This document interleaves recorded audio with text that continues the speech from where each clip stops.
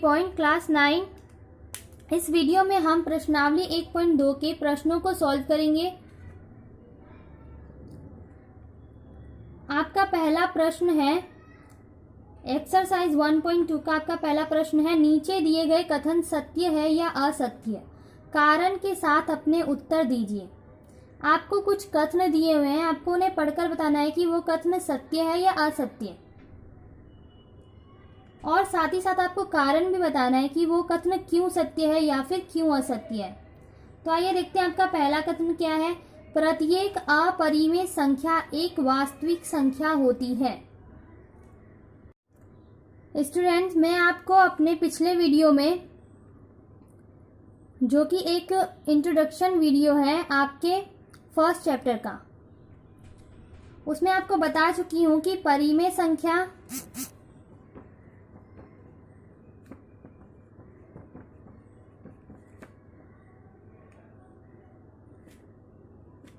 अपरिमेय संख्या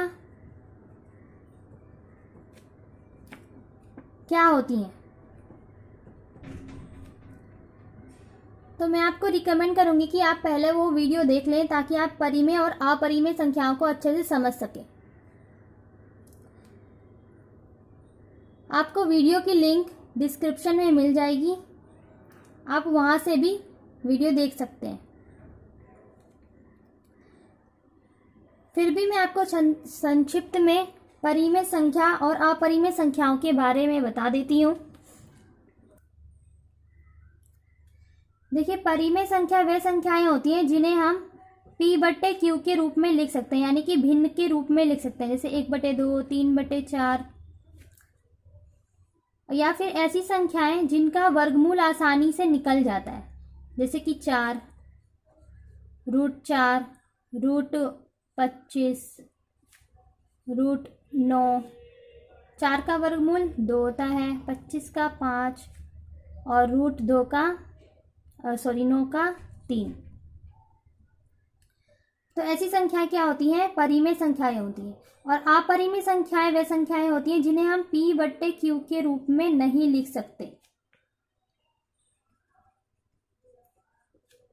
यानी हम उन्हें भिन्न के रूप में नहीं लिख सकते।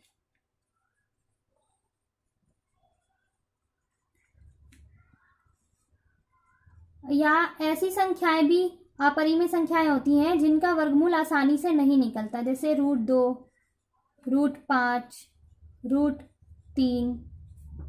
इनका वर्गमूल आसानी से नहीं निकलता है। तो ये कौन सी संख्याएं हैं? अपरिमेय संख्याएं। और वास्तविक संख्या,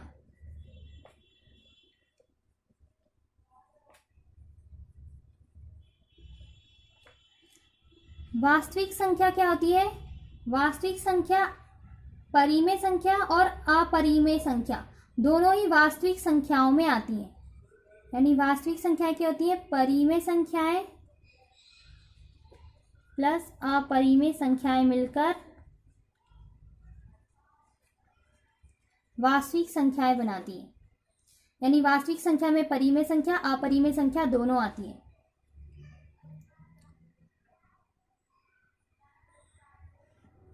अब हमने परिमेय, अपरिमेय और वास्तविक संख्याओं को समझ लिया है। आइए देखते हैं आपके पहले कथन में आपसे क्या पूछा गया है। प्रत्येक अपरिमेय संख्या एक वास्तविक संख्या होती है। प्रत्येक अपरिमेय संख्या एक वास्तविक संख्या होती है। मैंने अभी आपको बताया था कि वास्तविक संख्याओं में परिमेय और अपरिमेय दोनों ही आती हैं। तो इसका मतलब क्या है कि हाँ, प्रत्येक अपरिमेय संख्या एक वास्तविक संख्या होती है। तो हम क्या लिखेंगे? उत्तर में हम लिखेंगे सत्य है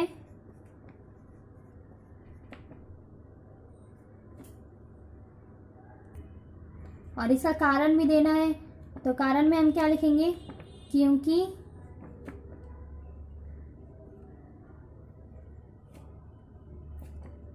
वास्तविक संख्याओं के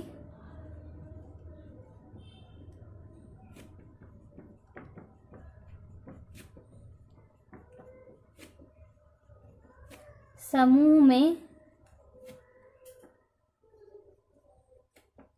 अपरिमेय संख्याएं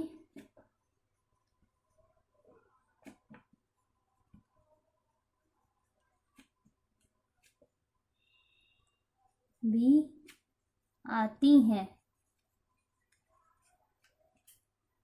आपका दूसरा कथन है, संख्या रेखा का प्रत्येक बिंदु कर्णी m के रूप में होता है, जहां m एक प्राकृतिक संख्या है।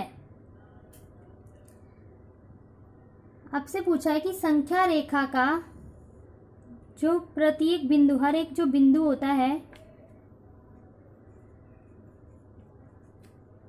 क्या वो कर्णी m के रूप का होता है?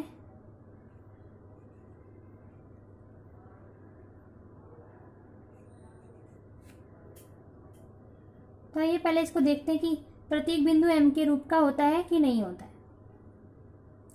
एक का वर्गमूल, एक को हम रूट एक का वर्गमूल क्या होता है? 1। रूट 4 का 2। 3 का वर्गमूल क्या होता है? 9। 4 का 16।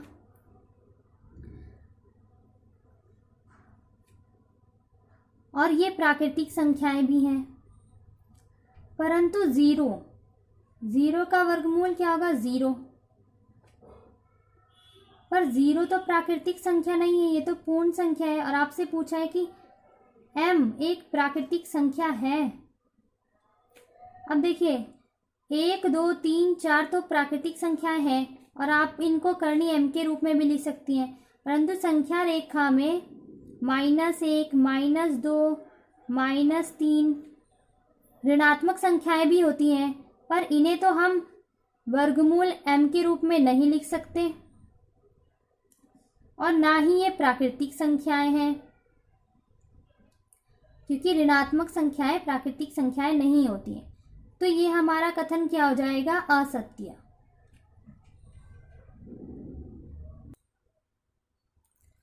तो हम क्या लिखेंगे उत्तर? ये कथन असत्य है,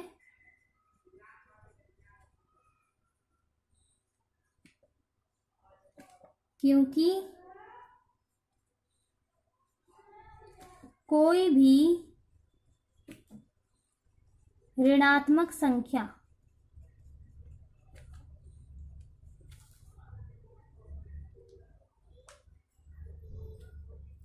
प्राकृतिक संख्या का वर्गमूल नहीं हो सकती।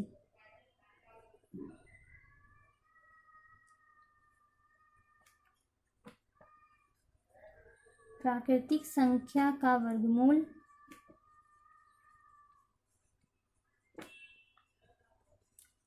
नहीं हो सकती, क्योंकि ऋणात्मक संख्याएं जो है वो प्राकृतिक संख्या नहीं होती।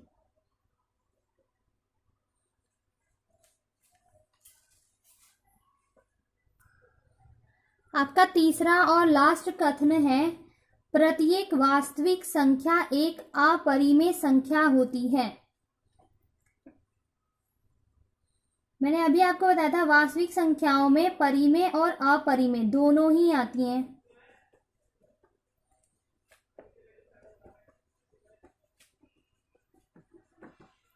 और आपसे पूछा कि प्रत्येक वास्तविक संख्या एक अपरिमेय संख्या होती है, तो ये कथन क्या है? असत्य है, क्योंकि वास्तविक संख्याओं में परिमेय संख्याएं भी आती हैं। तो हम इसका उत्तर क्या लिखेंगे? ये कथन असत्य है,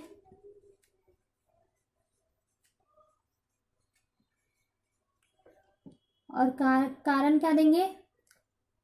क्योंकि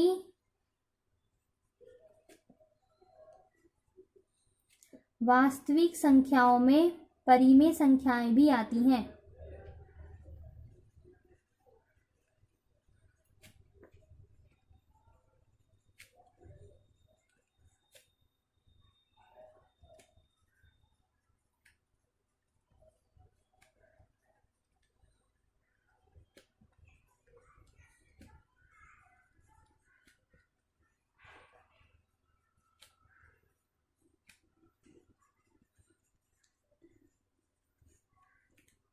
आइए प्रश्नावली 1.2 का प्रश्न 2 देखें।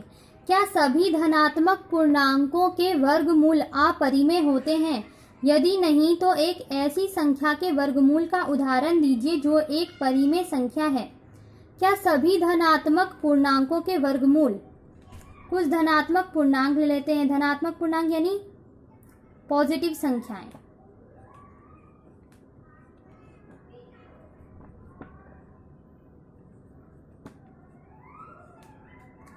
अब उनका वर्गमूल।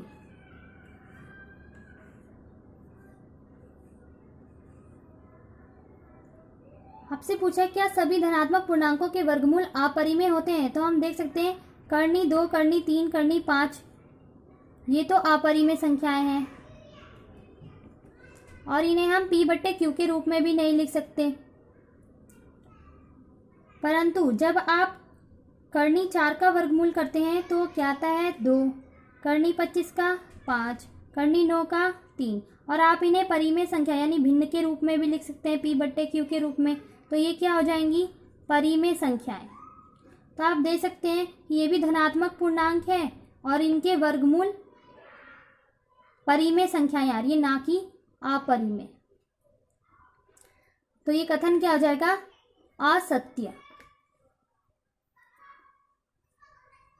अब आपसे पूछा है यदि नहीं तो एक ऐसी संख्या के वर्गमूल का उदाहरण दीजिए जो एक परिमेय संख्या है। तो आप उदाहरण दे सकते हैं, कर्णी 4 का भी दे सकते हैं, कर्णी 25 का, कर्णी 9 का, कोई सा भी आप इनमें से एक उदाहरण दे सकते हैं। तो इसका उत्तर आप क्या लिखेंगे? ये कथन असत्य है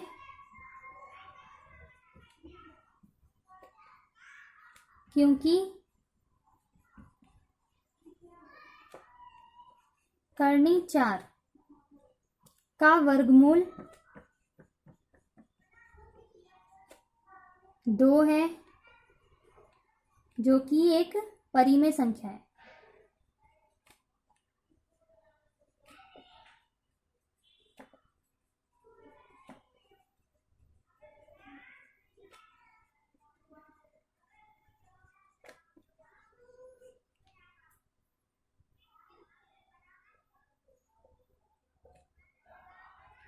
अतः सभी धनात्मक पूर्णांकों के वर्गमूल अपरिमेय नहीं होते।